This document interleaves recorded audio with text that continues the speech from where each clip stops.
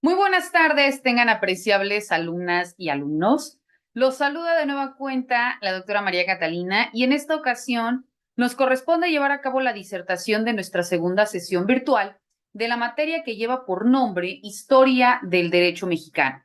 Y para ello, tal y como estábamos analizando dentro de nuestra sesión pasada, hablábamos propiamente del derecho precortesiano, retomábamos propiamente qué es el derecho como tal, hablábamos en ese mismo sentido de la cultura olmeca, retomábamos también la cultura maya y de manera explícita, bueno, todos estos elementos que si bien es cierto son importantes para que nosotros podamos conocer el proceso evolutivo por el cual ha estado pasando nuestro derecho, ¿no? También retomábamos, hablábamos de la cultura chichimeca y hasta ese punto es en donde abordamos propiamente en la sesión anterior. Entonces, el día de hoy vamos a dar continuidad a estos temas. Específicamente, también vamos a tocar en este momento la cultura azteca, la forma de transición del proceso o del periodo hispanoamericano, luego entonces el periodo que corresponde dentro del derecho novohispano, la transición hacia la independencia, hasta llegar a la forma de creación de nuestros instrumentos jurídicos normativos. Pero para ello, agradezco enormemente que se haya conectado a nuestra sesión virtual del día de hoy el compañero Heriberto. Únicamente solicito si me puede informar si me ve y si me escucha de manera correcta, por favor, para que validemos si existe este correcto proceso. ¿Me indica? Claro que sí, buenas tardes. Fuerte y claro, maestra. Muchísimas gracias. Gracias por su atención. Bueno, estamos hablando específicamente de los temas que abordamos en la sesión pasada y que hoy vamos a dar continuidad, así como también vamos a abordar todos aquellos que marca de manera puntual nuestro temario. Y el día de hoy no, vamos a retomar propiamente el derecho en la cultura, propiamente en la cultura olmeca, la cultura azteca, la cultura chichimeca. Y en esta ocasión iniciaremos propiamente con la cultura azteca. Cuando hablamos de la cultura azteca, vemos que esta civilización se considera como una de las culturas que emana de la civilización mesoamericana. Vemos que propiamente la palabra azteca proviene de el Aztlán, o que tiene esta denominación de Aztlán y que en ese mismo sentido surge dentro de la Tierra del Norte. Por ello se le da esta distinción. Vemos que los aztecas fueron un pueblo que se tomaba una forma de interacción o de acrecentamiento de su población a través de las alianzas militares que se tenían con otros grupos de poblaciones y que en esa forma era como se empezaron a expandir, ¿verdad? En cuanto a territorio, pero también en cuanto a número de seguidores dentro de esta misma cultura. Vemos que de manera puntual esta cultura azteca empieza a encontrar su asentamiento dentro del área central y también del sur de México, aproximadamente dentro del siglo XIV y XV, del XIV al XVI. También recordamos que cuando hablamos de la ubicación geográfica, vemos específicamente que la cultura azteca encuentra su asentamiento predominantemente en el noreste de América y también en ese mismo sentido empieza a expandirse, como ya comentábamos, a partir del siglo XV en México. La población empezaba a tener una forma de organización en pequeños grupos que empezaron a darle una nominación de clanes. Estos clanes eran nómadas y también empezaron a especializarse a través de la caza como una forma de poder obtener tanto los animales, también de satisfacer las necesidades a partir del consumo de estos animales y también de poder aprovechar las pieles para utilizarlo como forma de vestimenta. Vemos pues que esta forma de expansión del imperio azteca también abarca tanto México y gran parte de América Central y posteriormente se establece en la laguna de Texcoco, en donde se fundaron aproximadamente en el año 1325 y se crea la ciudad de Tenochtitlán.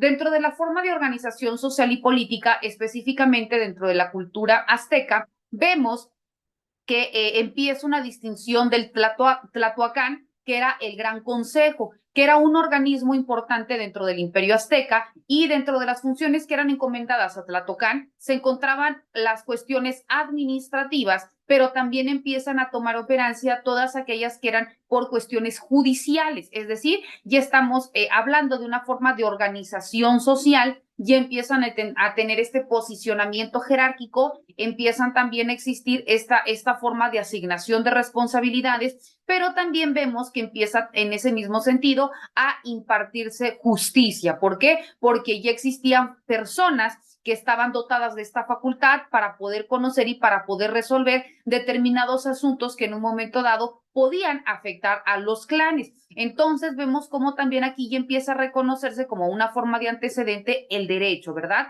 También vemos que una de las formas o de las misiones más importantes de Tlatoacán consistía en crear un consejo de 4 miembros que tenían la potestad de elegir un jefe de Estado, que este jefe de Estado tenía la nominación de Tlatecutli, que era una especie de emperador, pero repito, ahora dentro de la cultura azteca. Vemos que también una de las formas de reconocimiento en cuanto a la cultura azteca era el conocimiento general en cuanto a un sistema de monarquía electiva no hereditaria. Es decir, era una forma de otorgamiento de poder que no se transmitía de una a otra persona por simple voluntad, sino que más bien eran de familia de los nobles. El imperio azteca estaba formado por 3 ciudades importantes, que era Tenochtitlán, que era Texcoco y Tlacopan, que eran las ciudades más importantes dentro de la cultura azteca. Las demás provincias que formaban parte del territorio, que pagaban impuestos al Estado, también formaban parte dentro de esta forma de unificación de la cultura azteca, pero no eran tan importantes como estas 3 ciudades que eran reconocidas y que hasta nuestra era, pues también continúan teniendo estos tipos de vestigios o de antecedentes históricos. La manera de cómo los demás centros o los demás lugares que tenían esta forma de intervención podían en un momento participar, ya sea como una forma de otorgar o de pagar, podría ser mediante el otorgamiento de alimentos, mediante el otorgamiento de vestido o también mediante una forma de otorgar a miembros dentro de su mismo clan que entraban bajo la condición de esclavos, para que en un momento dado, cuando existía una confrontación con otras tribus, ¿no? o con otras culturas, en caso de resultar derrotados, pues también podían otorgar como forma de pago a los esclavos, ¿verdad? Entonces, también obtenían, repito, de las demás tribus que pertenecían a la misma cultura azteca, este tipo de beneficios, ¿no? También encontraban materiales o como piedras preciosas y demás. Vemos que también otra característica importante dentro de la cultura azteca era la familia. La familia vemos que empieza a integrarse desde los aztecas, ya que se pertenecía a un clan que estaba formado por familias y en ese sentido empezaban a compartir determinados intereses. Aquí vemos que la mujer podía contraer matrimonio desde los 16 años, a diferencia del hombre que tenía que cumplir 20 años para que pudiera formar una familia. Vemos que otro de los beneficios del hombre casado era que recibía una parcela. Aquí ya estamos hablando de un derecho de propiedad, que si bien es cierto no se reconocía de manera literal bajo esa nominación, pero al momento de otorgar este tipo de propiedades o este tipo de parcelas para el cuidado y para la satisfacción de necesidades propias y ahora de su familia que iba a crear, entonces también, repito, era otorgado como una forma de distinción, ¿verdad? Únicamente era otorgado, repito, al hombre casado, pero solo tenía derecho a quedarse con el producto de su tierra. Únicamente se le otorgaba la tierra, pero para que la trabajara y para que en ese mismo sentido lo que cosechara lo utilizara para su propio beneficio y, repito, para el de su familia, más no podía no podía decidir sobre la tierra como tal, es decir, no podía venderla, traspasarla, donarla, etcétera, ¿no? Vemos también que esta forma de reconocimiento era para poder obtener los alimentos, que era una forma también que influía para el hombre en busca de acrecentamiento para que en caso de que en un momento dado pudiera quedarse con esta mujer o por el contrario volver a contraer nuevas nupcias, pues también se viera que tenía esta forma de trabajo y esta forma también de otorgar en beneficio de su familia esta satisfacción de necesidades. Vemos que otro de los derechos ahora que obtenía la mujer que ya era casada también eran reconocidos dependiendo de la forma en que ella lo realizara. Y también aquí la mujer vemos que podía acceder a los bienes. También la mujer podía buscar justicia a través del consejo cuando existieran algunas prácticas que en un momento dado le vulneraran, ¿no? Entonces, también tenía este derecho de poder acudir a los consejos, que ya vimos que era una forma de organización que se tenía dentro de la cultura azteca, para que ellos conocieran y resolvieran, ¿verdad? También otro de los derechos era que la mujer al quedar viuda podía casarse nuevamente, pero con un hombre que perteneciera al mismo clan del marido, es decir, con algún miembro de la familia del que había sido su esposo, ya que si ella quería contraer matrimonio con un clan o con un miembro de un clan distinto, entonces no se podía, tenía que ser bajo la misma familia del esposo, ¿verdad? Ahora bien, Cuando hablamos de otro de los elementos dentro de la cultura azteca, vemos que era la forma de alimentación. Si ya estamos viendo que uno de los beneficios que se le otorgaba al hombre casado era una parcela para precisamente trabajarla y satisfacer necesidades, entonces vemos que uno de los elementos importantes era precisamente eso, ¿no? La alimentación. Vemos que uno de los principales alimentos de los aztecas eran las formas de producción o en este caso de siembra y cosecha del maíz.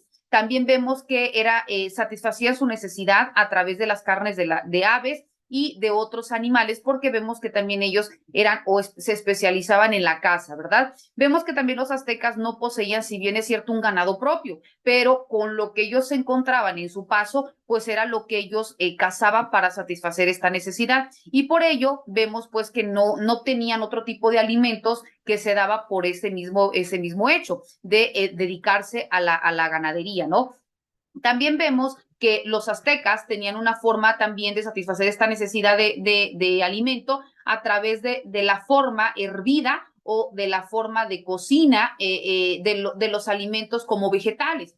En cuanto a la religión, los aztecas se dice que eran politeístas porque adoraban a muchos dioses. Los dioses aztecas se consideraban polifacéticos, ya que no tenían un lugar definido. Entonces, los ubicaban específicamente en el cielo y creían que tenían un carácter bondadoso o en su defecto, no todo lo contrario, por una cuestión maléfico perjudicial que en caso de que no realizaran las conductas que eran consideradas como buenas para su propio clan, pues también existían los dioses del inframundo que en un momento dado sancionaban, ¿no? Vemos que también dentro de la forma de creación de la cultura azteca, también se distinguían por la forma de tomar en consideración el arte, la escultura, la cerámica, la arquitectura y otras formas que también empezaron a resaltar dentro de esta cultura. Los aztecas se caracterizaban también al momento de entrar en conflicto o en batalla con otras tribus, repito, para poder acrecentar su territorio o para poder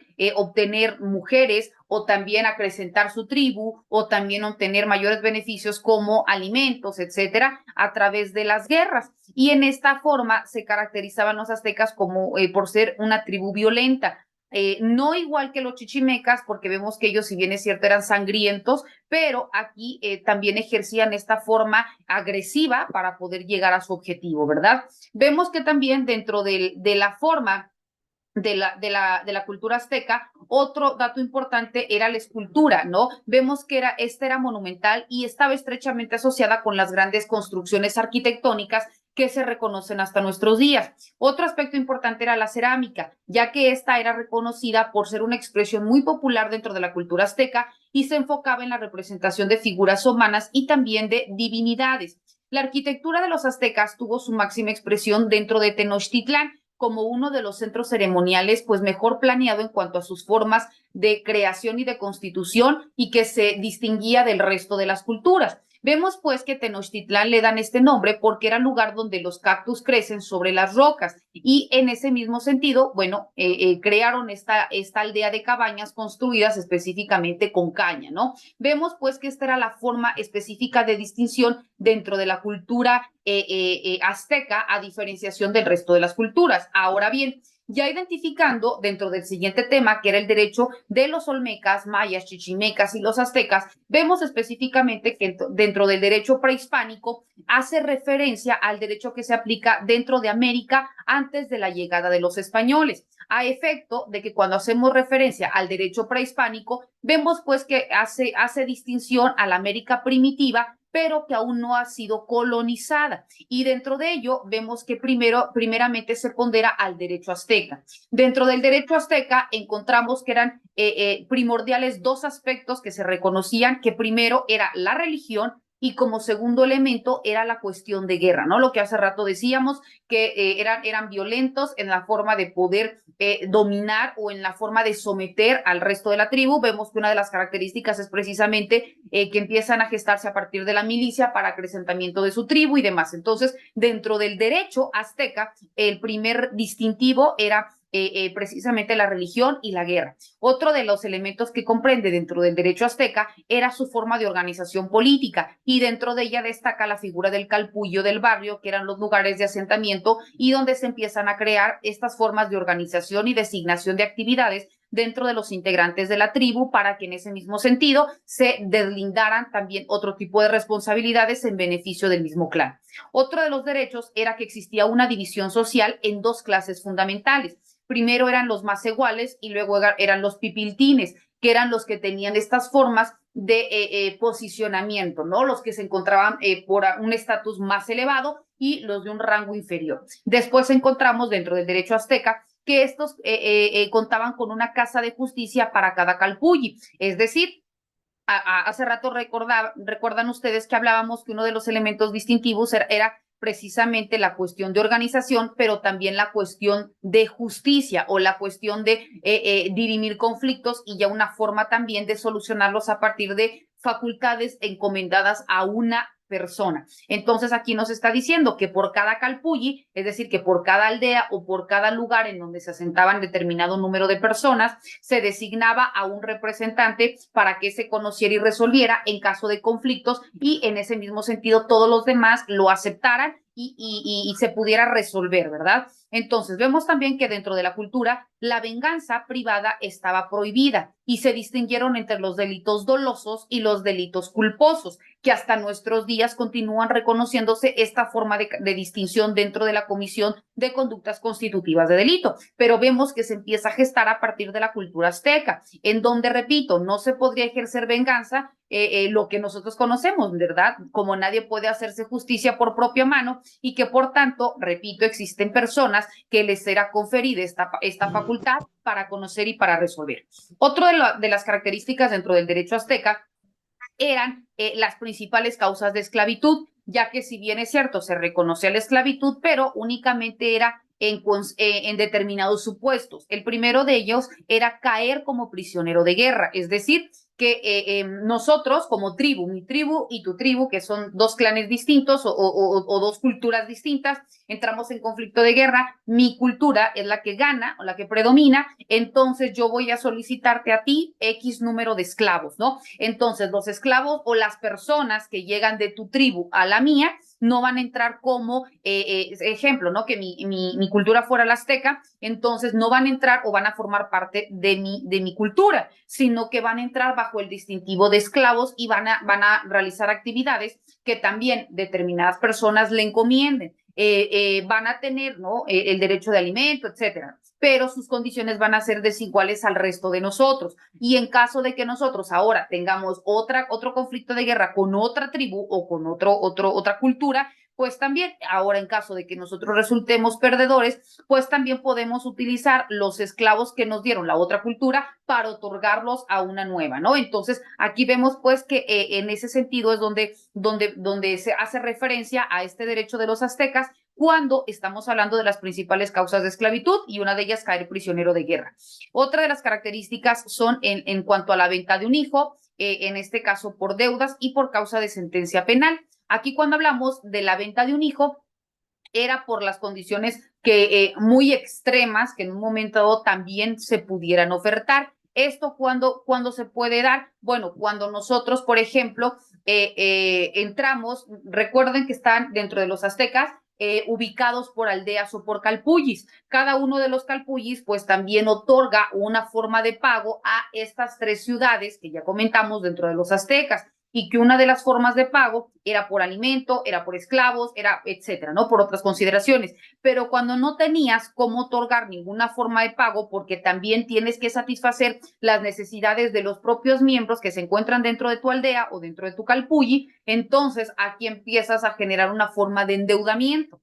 Entonces, ¿cómo dabas a tus hijos? Bueno, pues cuando la deuda era muy grande, podías otorgar a tu hijo como forma de pago para que también al momento de que ingresara a un lugar en particular dentro de la misma cultura azteca, entrara en condición de esclavo. Entonces, era considerado como una venta de un hijo, como forma de pago por deuda y que también se consideraba como esclavitud. También vemos que, como ya les decía, ¿no? Por causa de sentencia penal, cuando en este caso la persona facultada investigaba y resolvía que determinada delito o determinado caso pues ameritaba esta consideración de esclavo. Ahora sí, aunque fueses o pertenecieras, ¿no?, a la tribu azteca o a la cultura azteca y con independencia del rango jerárquico que ocuparas dentro de la tribu, si cometías determinadas conductas, pues también podías llegar a ocupar el rango de esclavo, que era el más bajo dentro de la misma cultura, ¿verdad?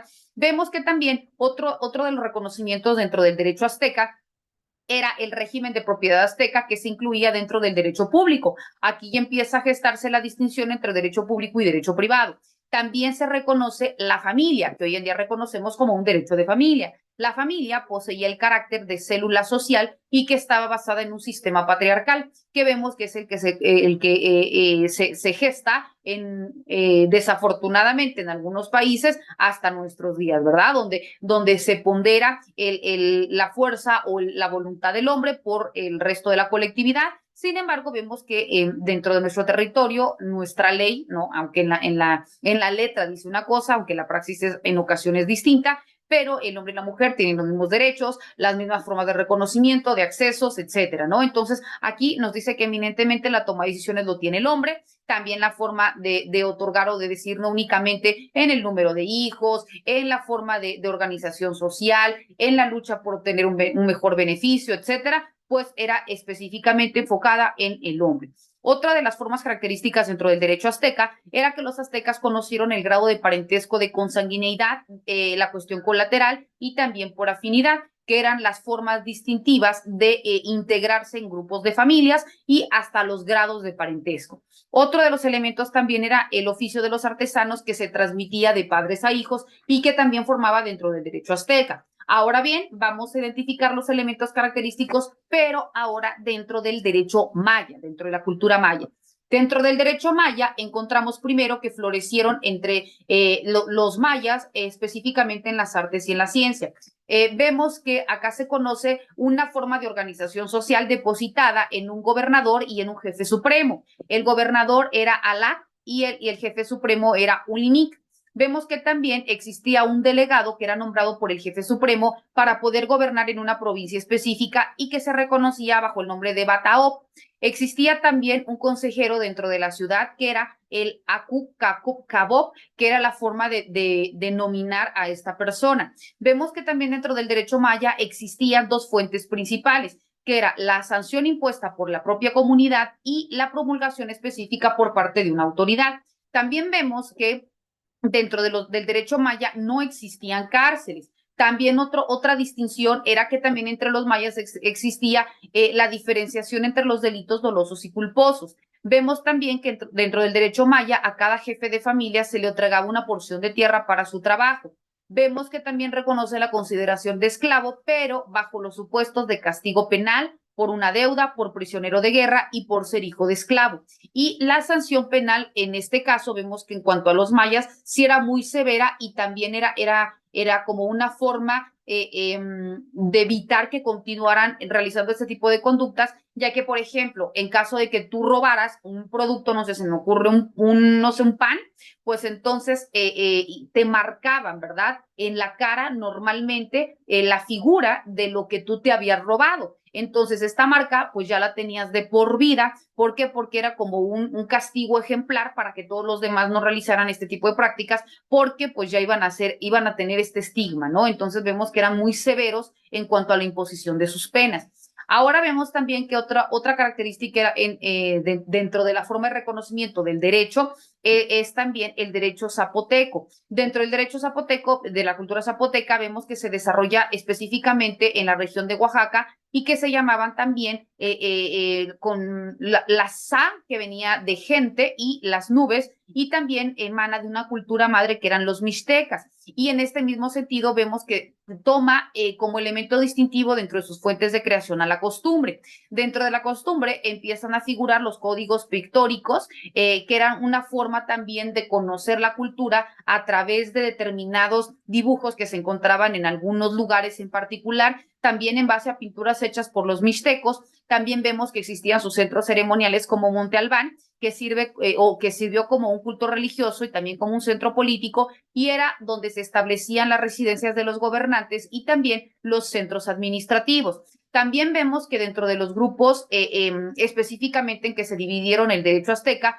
existieron 3 grupos sociales, que era la nobleza, que estaba dividida en 2 grupos, que eran los de mayor rango, que eran los caciques, y los de segunda categoría, que eran los de Titicuana.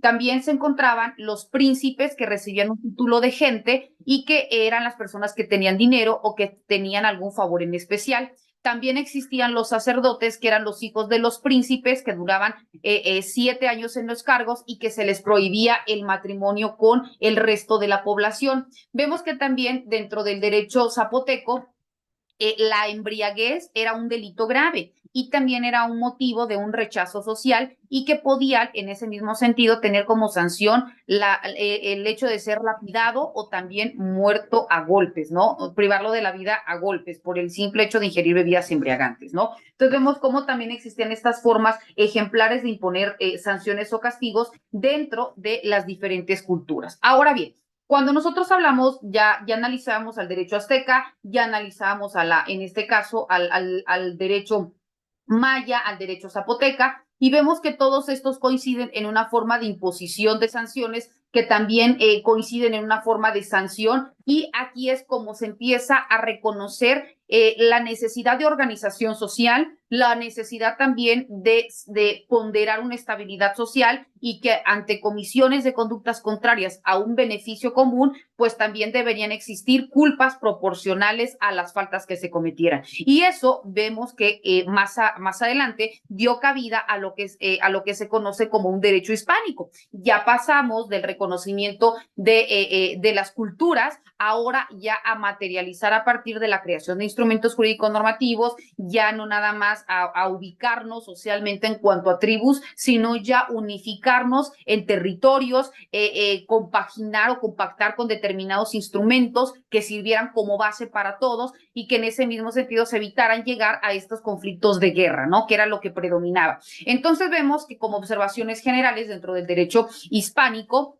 se empieza a gestar desde comienzos del siglo XVI, 2 grandes corrientes que se encuentran específicamente dentro de nuestro territorio mexicano. La primera fue una civilización neolítica, y que en este aspecto empieza a tomar operancia la cuestión legal o jurídica, que como ya vimos, empieza con los elementos de la cultura azteca, entonces empieza a tener carácter predominantemente azteca. La segunda es a partir de una civilización hispánica que se fusiona con el derecho en base a determinados postulados. ¿Cuáles fueron esos postulados? Bueno, se retoma propiamente a partir de la forma de creación del derecho romano, también de la forma de organización en cuanto al derecho germánico, las normas canónicas, la reglamentación monárquica y los rasgos arábigos. Vemos pues que aquí ya empieza también a ponderarse lo que se llevaba a cabo dentro del derecho español, y que esto se lleva a cabo hasta el siglo XII. Vemos que empiezan a tomar reconocimiento lo que se gestaba como forma de organización social y jurídica en otros países del mundo. Y en España vemos que coexistieron varias influencias prerromanas,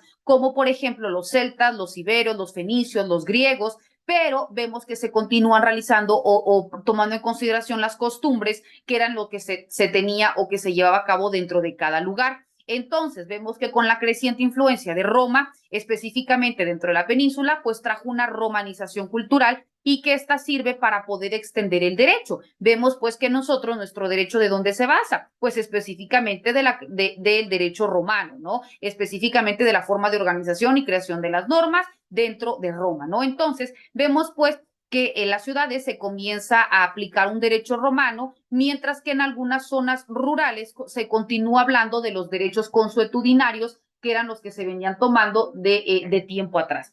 Cuando nosotros hablamos dentro de estas formas distintivas del derecho romano, empieza también a reconocerse los códigos, y uno de los códigos más importantes es el Corpus Juris Civilis, que es el cuerpo del derecho civil, y dentro de este vemos que es una recopilación, o la más importante recopilación del derecho romano de la historia, y que fue realizada específicamente del 529 al 534 por orden del emperador Justiniano.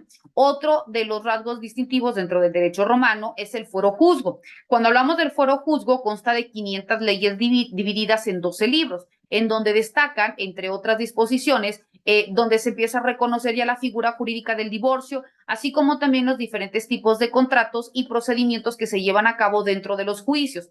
También otro de los libros era el Código Euriciano. Este Código Euriciano era ordenado por el rey Euricio. A través de este se reconocían y se reafirmaron las costumbres de la nación, así como también cuestiones en cuanto al reparto de las tierras y el asentamiento de los bárbaros. También vemos que dentro de estos elementos también da cabida a una novedad cultural, específicamente dentro del siglo IV, y en donde se deja a un lado la religión cristiana, que deja de ser perseguida y se convierte en una religión oficial, en donde se establece o se puede discutir sobre la importancia del derecho, pero con influencia en materia de familia. También vemos que otro de los rasgos importantes es que cuando Roma empieza a retirar sus tropas para defender el Imperio Romano de Occidente contra los visigodos, la península hispánica empieza también a tener una invasión germánica. Y esto trajo como consecuencia pues que existiera una nueva ola o una nueva forma de reconocimiento dentro del derecho. ¿Por qué? Porque ahora ya traen otro tipo de costumbres y que se tienen que aplicar. ¿Por qué? Porque era la forma de conquista y la forma de imposición bajo quienes en este sentido pues habían conquistado o habían predominado, y empieza no únicamente a generar esta forma de otorgamiento de tierras, no esta forma de conquista, sino también de imposición en cuanto a la cultura, ¿verdad? Ahora, vemos pues que otro de los acontecimientos que se gesta, retomando, ¿no? El derecho de España en el siglo XII, pues otro de los acontecimientos del siglo XII es que los monarcas visigódicos no podían impedir la aplicación del derecho superior romano dentro del pueblo romanizado. ¿Por qué? Porque aquí se mandó a codificar el derecho romano en el Breviario del Árico. También vemos que después de que se confiere esta codificación, el emperador bizantino Justiniano logran la incorporación en el Imperio bizantino, pero ahora a través de una compilación que le dan el nombre de la compilación justinianea, y que es lo que hace rato ya hablábamos, que posteriormente le cambian el nombre, pero es lo que se conoce como la recopilación del derecho civil bajo una compilación que era el Corpus Juris Civilis, aplicándose al resto de la península como un derecho romano, pero se le conocía como el derecho romano vulgar. Y así pues vemos que en España se forma con elementos germánicos y también con elementos romanizados, pero que contaban con un idioma propio y también con un propio sentimiento de solidaridad en base a todos aquellos elementos que habían detonado que se aplicara determinada forma de integración en cuanto a las normas, pero también de aplicación de conflictos, ¿no? También vemos que esto empieza a tomar operancia porque se dio una influencia eclesiástica en donde también se retoma o se elabora un derecho español territorial con sustitución de un código euriciano, en donde dio como resultado lo que nosotros ya vimos que era el fuero juzgo. Años más tarde, y debido a todo el descontento de los visigodos, Tarik y el ejército hicieron que se huyera a las montañas, donde ya no fue posible que continuara con esta forma de organización, y entonces la cultura islámica era superior a la cultura cristiana, y el contacto que tuvo estas culturas entonces fue favorable para las regiones ocupadas, y entonces empieza también a retomar o a impactar dentro del derecho. ¿Por qué? Porque aquí vemos que ya empieza a tomarse en consideración en cuanto a la codificación de un derecho agrario, en cuanto a tintes mercantiles y también en materia política, pero ahora bajo el régimen del cristianismo como una forma predominante dentro de estas culturas. También es importante que al hablar del derecho islámico veamos que el derecho español a partir del siglo XII reconoce o se empieza también a tomar dentro de la Baja Edad Media. Esto se empiezan a observar específicamente dentro del occidente un vínculo entre todos aquellos que formaban parte de lo que se conoce como la cuestión universitaria, que cuando ustedes llevaron o en su defecto van a llevar el derecho romano, vemos que aquí empiezan a tomar especial atención la forma de integración de las escuelas o de las doctrinas como forma de organización dentro del derecho romano. Entonces aquí vemos que empieza a tener interés tanto la cuestión universitaria por el derecho justinianeo, pero también nace el redescubrimiento del digesto, que es otro de los instrumentos jurídicos normativos importantísimos en el norte de Italia, y también a partir de una idea de interés nacional sobre un derecho racional y unificado dentro de la Europa occidental, en donde se regulara también en materia de comercio porque ya empezaba a existir esta necesidad de sentir en cuanto a las inconveniencias que traía toda esta forma de conciencia social, pero también la necesidad de poder interactuar con otras partes del mundo, de poder ampliar esta forma de impacto y de beneficio que se pudiera tener en cuanto al intercambio de bienes y productos, pero así como también en ese mismo sentido, si van a obtener beneficios, pues también se tenía que regular a partir de este tipo de reglamentación en materia comercial. Entonces, todo esto también iba a tener que regularse dentro del digesto, ¿verdad? También cuando hablamos de la Baja Edad Media, también vemos que esta marca una fase del surgimiento de las ciudades, lo cual trae consigo un cambio en la cuestión política de España. Vemos que aquí los burgueses empiezan a tomar participación dentro de las cortes y en ese mismo sentido también dentro de la forma de distinción de los señores feudales, a quienes se le arrancó la corona y en este caso se le otorgaron otro tipo de prestigios y otro tipo de privilegios. A los juristas burgueses vemos que formaban parte del derecho justinianeo por la influencia que tenían en cuanto a las cuestiones del derecho español en la Alta Edad Media. El derecho romano, en ese sentido, encuentra un apoyo dentro del derecho que se venía gestando, específicamente dentro del derecho canónico, y retoma elementos de la Iglesia y acepta el derecho romano como un derecho supletorio. Vemos que también aquí España debe a Castilla importantes intentos de unificación jurídica y el rey es quien contribuye a esta fase específicamente a partir de Alfonso el Sabio, con las obras jurídicas que comprendieron específicamente como la legislación positiva y también las consideraciones modificadas en cuanto a moralistas filosóficos acerca del derecho. Otro de los elementos también dentro del derecho hispánico es que la primera o a la primer forma de reconocimiento pertenece el fuero real en 1255, que era destinado a la forma de regir las tierras y que esto era directamente conferido a la corona. Después vemos que a la segunda parte pertenece el speculum, que era una forma también de poder realizar este tipo de mezclas con el septenares, que eran las cuestiones de supersticiones, los fragmentos de la literatura antigua, el cristianismo y la ciencia arábiga. También existe la combinación de ambas ramas que se encuentran influenciadas bajo la obra de Alfonso X, las 7 partidas, que era la primera versión de 1256 a 1263, que también trajo consigo un impacto dentro de la forma de organización, pero también dentro de la forma jurídica, ¿no? De dirimir conflictos. Dentro de estas 7 partidas predominaba el derecho romano y que también era aplicable el derecho de Alfonso X o Alfonso el Sabio, como se le conocía,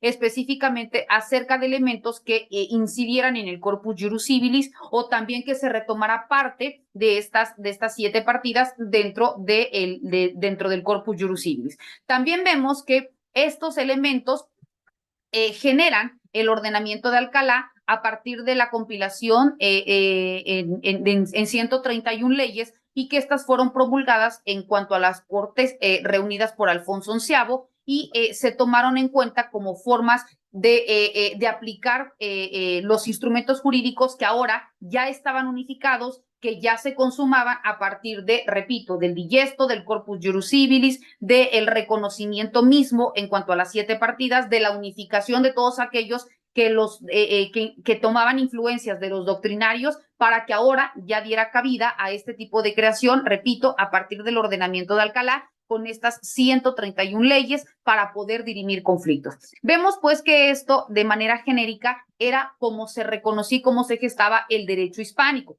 Sin embargo, después viene el derecho que se le conoce más adelante como el derecho novohispano.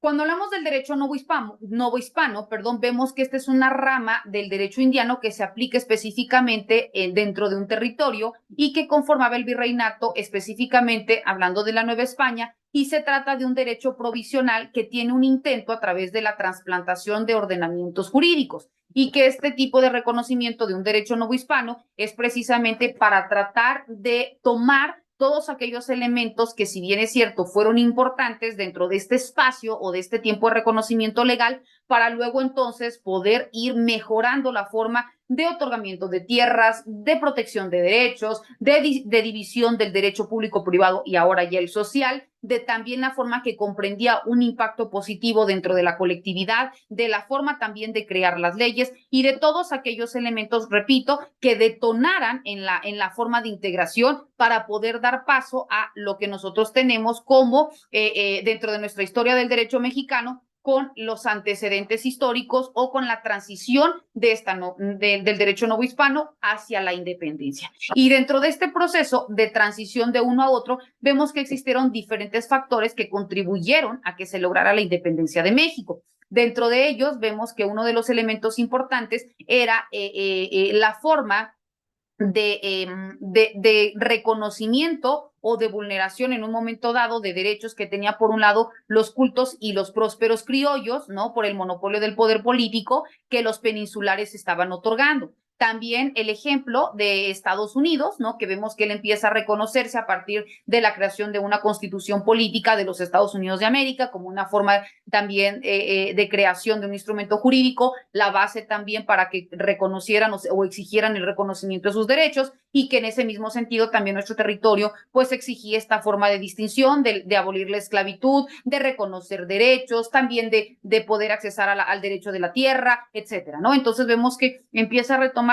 distintos elementos de diferentes tipos de constituciones, luego entonces los derechos humanos, y eran, repito, dentro de estos factores, ¿no? También la ideología de la iluminación, la repercusión de las ideas de la Revolución Francesa, el triunfo dentro de este régimen que se empieza a gestar, la labor también que tiene la masonería y los grupos de judíos, toda aquella forma de agitación contra la política y los intereses que se gestaban, el impacto también de Alejandro de Bonlom sobre esta forma de reconocimiento de los derechos y por tanto vemos que desde 1808 pues muchos de los criollos de la Nueva España pensaron que era el momento oportuno para poder obtener una independencia regional. Por eso el Ayuntamiento de México empieza a tomar iniciativa y empieza a disfrazar las ideas como manifestaciones disfrazadas específicamente a la lealtad del rey Fernando IV. En este caso de Fernando IV que se pasa hasta Fernando VII y en este mismo sentido bajo la idea de que algo que México no debía reconocer como válido era precisamente el sometimiento y la esclavitud. Vemos que por otro lado otros también crearon o empezaron a considerar amenazas bajo la idea de independencia, en este caso tomada por la élite o por el grupo criollo y en ese sentido también empezaron a aparecer como Iturrigaray para figuras específicas de representantes provisionales bajo el Estatuto del Rey de México. Y en ese sentido, vemos que la victoria de los peninsulares fue derrotada y empieza la crisis de la autoridad para que empiece a preparar el camino para un momento de sometimiento de los mestizos y en beneficio se le conoce como de los pueblos de indios, que tuvo comienzo a partir de la proclamación del sacerdote Hidalgo, específicamente en septiembre de 1810. En ese sentido, vemos que la situación empieza a generar un tanto de confusión en unos y otros y en otras personas, porque ya no se sabía bajo qué ideología se iba a requerir o se iba a reclamar o exigir un derecho. Entonces vemos que después de los éxitos que inicia don Miguel Hidalgo y Costilla, se hicieron evidentes específicamente estas formas de validación y los criollos sí querían en un momento la independencia, pero no bajo un régimen de fanatismo, sino de exigencia y de igualdad en el reconocimiento de los derechos.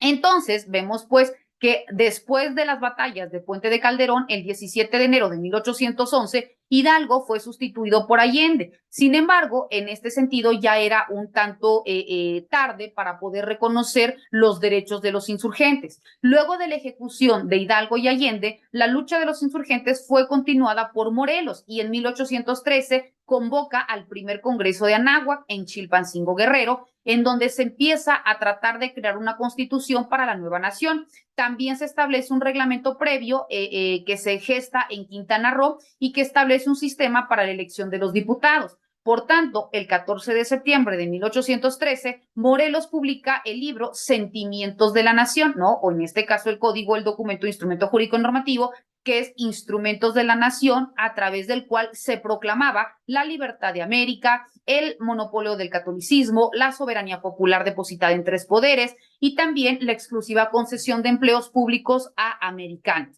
También se reconoce la limitación de la inmigración de extranjeros artesanos que eran capaces de poder instruir. También se reconoce la necesidad de moderar la opulencia y la indigencia, la ausencia de los privilegios, la abolición de la esclavitud, un derecho de importación de un 10%, la inviolabilidad del domicilio, la abolición de la tortura, y el 12 de diciembre se reconoce como Día Nacional y también se establece un impuesto del 5% por razón de los ingresos.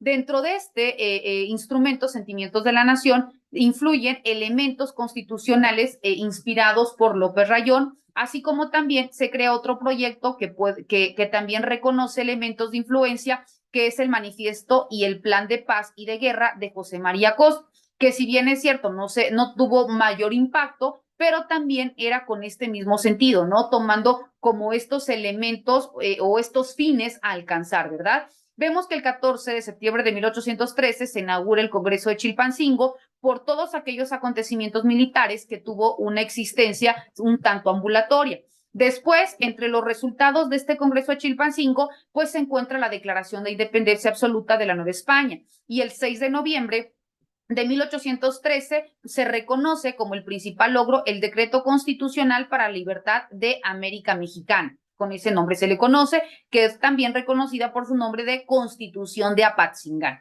Dentro de esta Constitución ya no muestra tendencia de continuar con la monarquía, y en ese sentido el Santo Oficio condenó este abominable código, así con ese nombre le establece, pero lo reconoce mediante edicto del 8 de julio de 1815. Dentro del primer artículo de la Constitución de Apatzingán establece el monopolio de la religión católica, apostólica y romana. Y también otros rasgos interesantes dentro de ese reconocimiento de la Constitución era el reconocimiento de la soberanía popular, el establecimiento de la separación de los poderes, la igualdad de la ley para todos, el principio de nullum crimen sine lege y que la pena debe ser proporcional contra el reo. También reconoce que son tiránicos y arbitrarios los actos ejercidos contra un ciudadano sin las formalidades de la ley. También reconoce que todo ciudadano se reputa inocente mientras no se le declare culpable, y también reconoce el derecho de audiencia. Vemos pues que estos elementos fueron importantes para que se reconociera propiamente la transición a lo que nosotros conocemos como la independencia. Ahora bien, la revolución, dentro del proceso de independencia, vemos que la Revolución Mexicana, pues es este conflicto, ¿no? Este conflicto armado que inicia en 1910 como consecuencia del descontento popular hacia la dictadura de don Porfirio Díaz y que deriva de una guerra civil que transforma radicalmente la estructura política y social de nuestro país. La revolución vemos pues que comienza con el levantamiento liderado por Francisco I. Madero, que se oponía a la reelección general de Porfirio Díaz a la presidencia, que era dictador que había gobernado el país por más de 30 años, ¿no? Dentro del proceso de Revolución Mexicana, vemos pues que este conflicto inicia, como ya dijimos, en 1910 y que en ese mismo sentido trata de abolir todas estas prácticas de abuso, de sometimiento, de discriminación y de esclavitud. Dentro de las principales causas de la Revolución Mexicana eran específicamente la desigualdad social y la concentración de la riqueza, ya que durante el porfiriato el país tuvo un crecimiento económico importante, pero la riqueza queda repartida entre unas cuantas manos, ¿no? Es decir, entre unas cuantas personas, ¿no? Nacionales y otras tantas extranjeras. Otro de los elementos también que detona la revolución era que no existía la libertad política, ya que el pueblo no podía elegir a ningún representante dentro de los poderes estatales ni federales, y estos eran impuestos por Porfirio Díaz, pese a estar en contra de la reelección, que era, vemos que pese a que no establecía esta forma de reconocimiento de reelección, pero él estuvo en el poder, ¿no? Que por más de 30 años, ¿no? También otra de las causas era el despojo de las tierras a los campesinos, ya que Porfirio Díaz pues hizo una serie de reformas a la legislación que facilitaban la entrada a compañías extranjeras para que se adueñaran de los terrenos baldíos, los cuales pertenecían a los indígenas, campesinos o también a gente muy pobre que no tenía el dinero para trabajar sus tierras y por tanto pues eran despojadas de ellas, ¿no? También se detona la revolución la creación de latifundios, ya que las haciendas de gran extensión pertenecían a unos pocos propietarios, mientras la mayoría de los mexicanos moría de hambre. También otra de las causas era que disminuyó la calidad de la enseñanza popular, ya que el 80% de la población era analfabeta. No existía la libertad de expresión, ya que la prensa pues tenía prohibido emitir cualquier tipo de opinión en contra del gobierno y las huelgas estaban prohibidas para todos los sectores. Otro de los elementos es que los obreros y campesinos carecían de protección laboral, por lo cual estaban expuestos a la sobreexplotación, ya que la mayoría de los trabajadores debían cumplir con jornadas de más de 12 horas por un sueldo miserable, ¿no? Que en ese entonces era de 75 centavos. También se habla de la represión y del uso de la fuerza, en donde las condiciones laborales eran pésimas. Los trabajadores y los campesinos pues trataban de manifestar su inconformidad y quienes lo hacían eran reprimidos brutalmente, ¿no? También vemos que uno de los antecedentes que se pueden tomar en consideración dentro de este rubro del uso de la fuerza, pues fue el asesinato de obreros durante la huelga de Cananea en 1906 y en Río Blanco en 1907, ¿no? Vemos que también dentro de las formas que trajo como consecuencia de la revolución fue precisamente aquellos impactos específicamente dentro del siglo XX, fue la responsable de meter los logros, ¿no? Como consecuencia, la renuncia de Porfirio Díaz, la promulgación de una nueva constitución en 1917, la nacionalización de del suelo y del subsuelo, las reformas en materia del derecho agrario, que se reconoce dentro del artículo 27 constitucional, también la reforma a la ley de educación, que ya se reconoce como un derecho humano a la educación, que ya tiene esa validez constitucional, también la nacionalización del petróleo, existe una mejora en la situación laboral de los trabajadores, se crea el sindicalismo y también una mayor repartición de los latifundios entre los campesinos, específicamente en la época durante este periodo de tiempo comprendido, ¿no? Entonces vemos pues qué tan importante es todo este proceso histórico que se ha venido gestando a lo largo de los años y que vemos que detona desde nuestras creaciones de las culturas y luego entonces dentro de estas formas de paso, ¿no? Del derecho novohispano, del derecho hispanoamericano, dentro de la transición hacia la independencia, luego entonces de la independencia hasta llegar a nuestros días. Bueno, hasta ahí me gustaría hacer un paréntesis para poder escuchar los compañeros, alguna duda, algún comentario, porque también me está indicando plataforma que ya nos quedan pocos minutos para que cierre nuestra sesión. Entonces sí me gustaría escucharlos. Otorgo el uso de la voz si alguien desea tomarla. Muchísimas gracias. Sí, maestra. Doctora, muy buenas tardes. Adelante, buena tarde.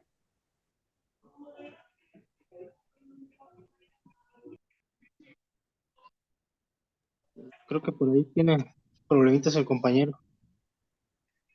Sí, lo escucho. ¿Alguien que desee participar? ¿Alguna duda, algún Buenas comentario? tardes. Doctora, buenas tardes. Muy buenas tardes. Si gusta, Sí, adelante. usa la palabra mi compañero sin problema. Doctora. Ok, perfecto. Muchas gracias. Compañero Sí, Heriberto. nada más ahora sí que como para agregar de toda la información que nos acaba de proporcionar para incluirla dentro del ensayo, porque yo la verdad es que todavía no lo termino y estaba analizando varias información, pues ya con esto que nos acaba de indicar, pues yo creo que sí nos alimenta todavía más de información.